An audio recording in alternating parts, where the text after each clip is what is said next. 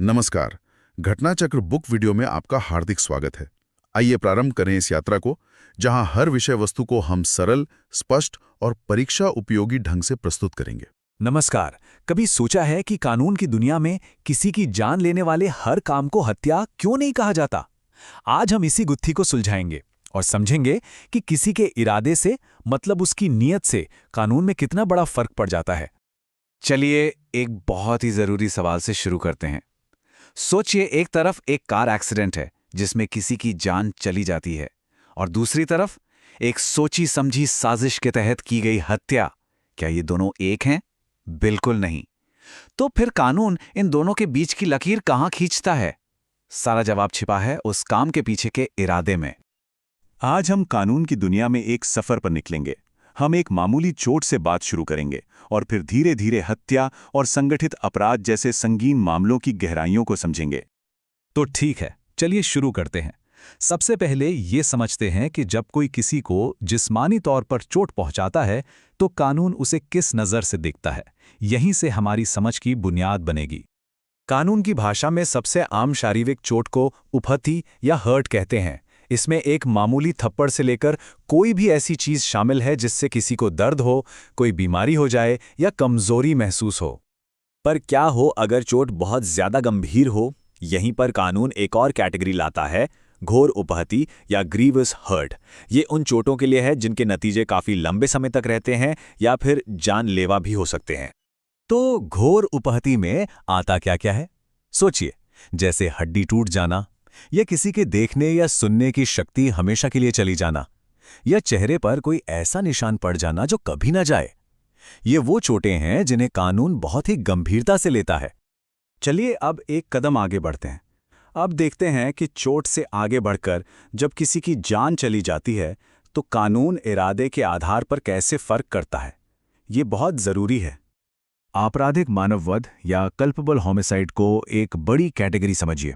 मतलब अगर किसी के काम से किसी की मौत हो जाती है और उस शख्स को ये पता था कि उसके काम से ऐसा हो सकता है, तो वो मामला इस कैटेगरी में आ सकता है। कानून हमें इसके कुछ अच्छे उदाहरण देता है। मान लीजिए कोई एक गड्ढे को हल्की टहनियों से ढक देता है, इस इरादे से कि कोई उसमें गिरे और मर जाए। यहां तो इरादा साफ है। लेकिन यह भी अपराध है अगर कोई किसी को झाड़ी पर गोली चलाने के लिए उकसाए, ये जानते हुए कि उस झाड़ी के पीछे कोई इंसान छिपा है।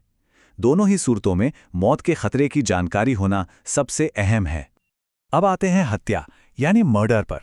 देखिए, हत्या भी एक तरह का आपराधिक मानववध ही है, लेकिन ये उसका सबसे संगीन रूप है। यहाँ फर्क है इरादे की गहराई का। हत्या के मामले में जान लेने का इरादा और भी पक्का और साफ होता है।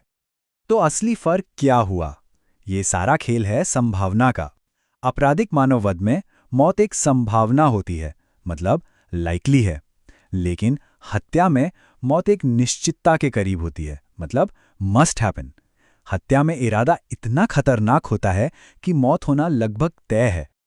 कानून सिर्फ एक अकेले इंसान के किए गए अपराध को नहीं देखता। जब कोई जुर्म एक बड़े गिरोह का, एक पूरे नेटवर्क का हिस्सा होता है, तो मामला और भी गंभीर हो जाता है। चलिए देखते हैं कैसे। संगठित अपराध मतलब कोई एक बार का जुर्म नहीं, ये तो एक पूरा सिस्टम है, एक अवैध कारोबार जिसे कोई क्रिमिनल सिंडिकेट चलाता है। और उनका मकसद क्या होता है? जोर जबरदस्ती, धमकी या हिंसा के दम पर पैसा कमाना। इस कैटेगरी में क्या क्या आता है? जबरदस्ती वसूली, स्मगलिंग, सुपारी लेकर किसी को मारना और इंसानों की तस्करी जैसे बेहद घिनौने अपराध। इन सब के पीछे का मकसद एक ही है, गैर कानूनी तरीके से पैसा बनाना। फिर एक ऐसा अपराध आता है जिसका मकसद पैसे से कहीं ज्यादा बड़ा होता है, आतंकवादी कृत्य। यहां मकसद निजी फायदा नहीं, बल्कि पूरे देश की एकता और सुरक्षा को चुनौती देना है, या आम लोगों के दिल में दहशत फैलाना है। बम धमाके करना, सरकारी इमारतों को उड़ाना या लोगों को बंधक बनाना, ये सारे तरीके इसलिए अपनाए जाते हैं ताकि बड़े पैमाने पर डर और अफरा तफरी फैले। ये सीधे सीधे देश पर हमला होता है। अच्छा, तो तब क्या होता है जब कोई अपराध करने की कोशिश तो करता है लेकिन कामयाब नहीं हो पाता? या फिर क्या कुछ ऐसे हालात हो सकते हैं जहां हत्या जैसा संगीन आरोप भी थोड़ा कम हो जाए? हाँ, कानून इन सब बातों पर भी गौर करता है। ये बहुत दिलचस्प है। कानून 5 ऐसी स्थितियां बताता है जहां हत्या का चार्ज कम होकर आपराधिक मानववध का हो सकता है।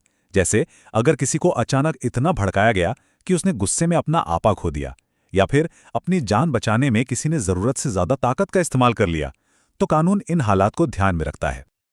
अब ये एक और दिलचस्प कानूनी सिद्धांत है जिसे ट्रांसफर्ड मैलिस कहते हैं। इसका मतलब ये है कि अगर किसी का इरादा ए को मारने का था, लेकिन गलती से गोली बी को लग गई और इसकी मौत हो गई, तो भी अपराधी पर हत्या का ही मुकदमा चलेगा। कानून ये मानता है कि बुरा इरादा तो था, बस निशाना चूक गया। इससे पता चलता है कि कानून इरादे को कितनी अहमियत देता है। भले ही हत्या की कोशिश नाकाम रहे हो, लेकिन सिर्फ कोशिश करना ही एक बहुत बड़ा जुर्म है। अगर इसमें किसी को चोट पहुंचती है तो उम्र कैद तक की सजा हो सकती है। और आखिर में बात आती है सजा की। चलिए अब देखते हैं कि कानून इन अलग अलग अपराधों के लिए सजा कैसे तय करता है, जो सीधे सीधे जुर्म के पीछे के इरादे और उसकी गंभीरता को दिखाती है।